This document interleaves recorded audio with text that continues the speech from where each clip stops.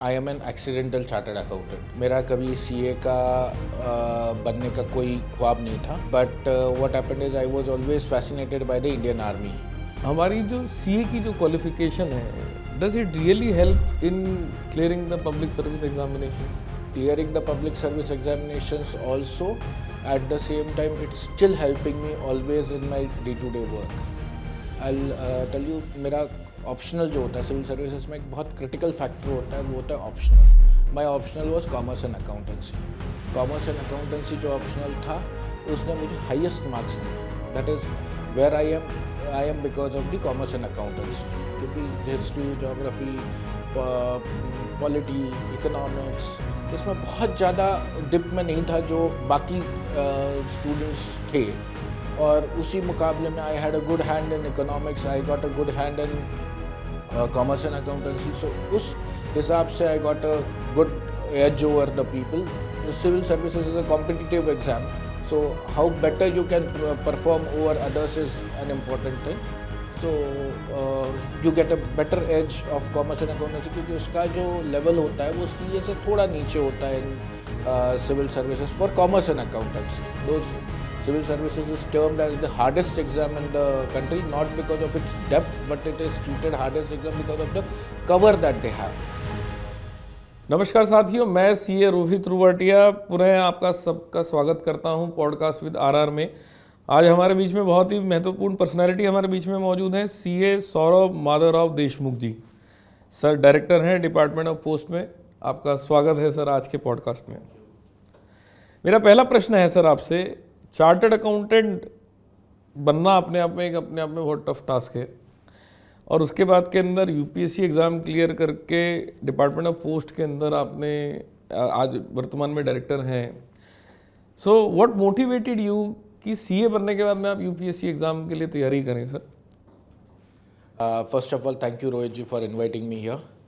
It's always prestigious to go back to the Alma Mater Institute and speak about our journey. वैसे मैं आपको बताऊं तो मैं I am an accidental chartered accountant.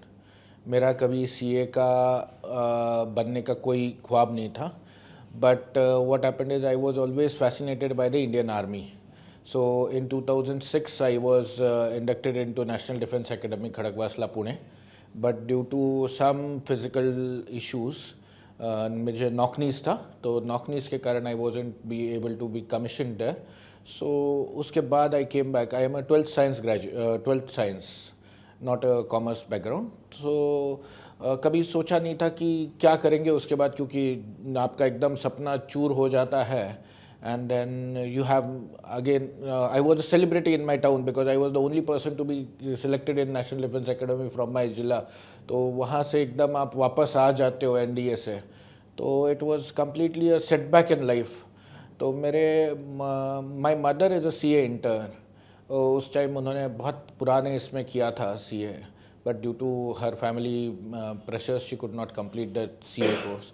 तो और मेरे मौसा ji was is a chartered accountant, renowned chartered accountant of the city. तो फिर सोचा कि उस time there was a change in the course. Luckily that year was the change in the course जब सीपीटी इंट्रोड्यूस हुआ था। सो दैट केम कि चलो एक बार सीए कोशिश करते हैं, घर में भी थोड़ा बैकग्राउंड है। सो 12th साइंस के बाद मैंने बीकॉम में एडमिशन लिया और सीपीटी किया। तो incidentally I stood first in my centre for CPT. I had around 176 marks which is. तो उसके बाद फिर तो एक ज़िंदगी में वापस कॉन्फिडेंस लौट आया, एंड आई फेल्ट कि I was what ever happen for good. तो ये तो मेरी सीए की जर्नी थी। सीए स्टार्ट किया, I was all India rank 49 in CA. Then उसके बाद करने के बाद मुझे सुजलॉन में ऑफ़र आया था in campus interviews. That time जो पैकेज वो मुझे दे रहे थे वो अभी मुझे नौकरी के 5 साल बाद, 6 साल बाद भी नहीं मिल रहा था। Right now I am matching that package what I got in 2011 somewhere. तो तब सोचा कि नौकरी करना है, सेटल होना है, या फिर कुछ और चैलेंज करना है। My father is a civil service, he is a bureaucrat, retired recently. तो फिर उन्होंने बोला कि let's give it a try, एक ब्रॉडर एस्पेक्ट आ जाएगा ज़िंदगी में। And then his boss was always an IAS officer. तो उनको लगता था हमेशा कि बाप से बेटा सवाई निकले, तो ही सेड कि तुम सिविल सर्विसेज करो। तो we are from a very middle class family, normal middle class family जो आती है। तो उन्होंने दिल्ली भेजा। दिल्ली में एक अलग डिफरेंट टाइप ऑफ एक्सपोजर मिला, बहुत अच्छे दोस्त बने और सिविल सर्विसेज की जर्नी शुरू हुई। देन उसके बाद मैं कश्मीर में पढ़ाता था, क्योंकि जब सिविल सर्विसेज करते थे तो ऐसा लगता था कि you are sitting just at home doing nothing. CA बनने के बाद लोग पूछते थे, क्योंकि उस टाइम मेरे जितने भी बैचमेट्स वगैरह थे वो सारे अच्छा खासा अर्न कर रहे थे। तो फिर मैं पढ़ाने लग गया, तो I got interest in civil services teaching also. तो मैं कश्मीर में भी पढ़ाता था, हैदराबाद में पढ़ाता था, पुणे में पढ़ाता था। तो was a good faculty also. But then incidentally 2014 में मेरा सिलेक्शन हो गया and I got into civil services in 2014। तो उसके बाद अभी यहाँ पे 10 साल 11 साल हो गए अभी जर्नी को स्टार्ट करके। Great sir. मेरा अगला प्रश्न आपसे है, हमारी जो सीए की जो क्वालिफिकेशन है, does it really help in clearing the public service examinations? Yes, it helped me in clearing the public service examinations also. At the same time, it's still helping me always in my day-to-day work. I'll tell you, मेरा optional जो होता है civil services में, एक बहुत critical factor होता है, वो होता है optional. My optional was commerce and accountancy. Commerce and accountancy जो ऑप्शनल था उसने मुझे हाईएस्ट मार्क्स दिए।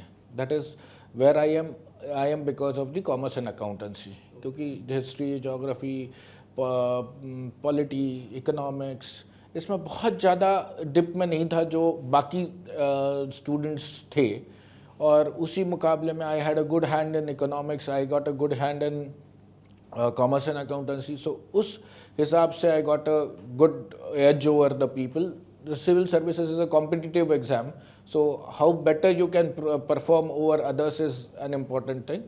So you get a better edge of commerce and accountancy, क्योंकि उसका जो लेवल होता है वो सीए से थोड़ा नीचे होता है इन civil services for commerce and accountancy. Those civil services is termed as the hardest exam in the country, not because of its depth, but it is treated hardest exam because of the cover that they have. History, geography, polity, economics, science and technology. So इतना सब कुछ cover एक बंदे को करना होता है, तो that is where it comes. So civil CA background always help me during the preparation. Also after in my professional journey till date, I have been chosen always where I was because of my CA background. First, my posting was Director License Fee Assessment. You must be aware there is a famous case of adjusted gross revenue with the telecom companies, wherein around 1,76,000 crores of revenue was collected for the government, which is the largest non-tax revenue collection ever till date. It is one of the largest civil suit that government of India has filed against the private telecom service providers. So I was their director license fee assessment that time.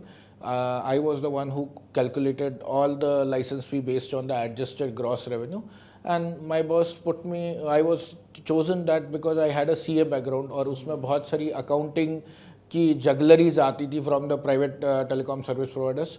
उसके कारण that was my first posting. Then I was financial adviser in CRPF when 370 was abrogated. So I was posted in JNK. There also the CA background as a financial advisor helped me a lot.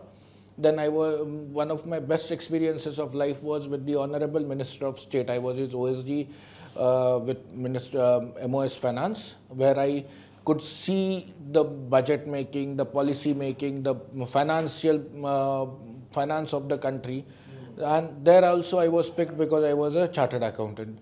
Today I am working as a director in a Department of Post. I have financial advice, I have internal accounting and internal audit.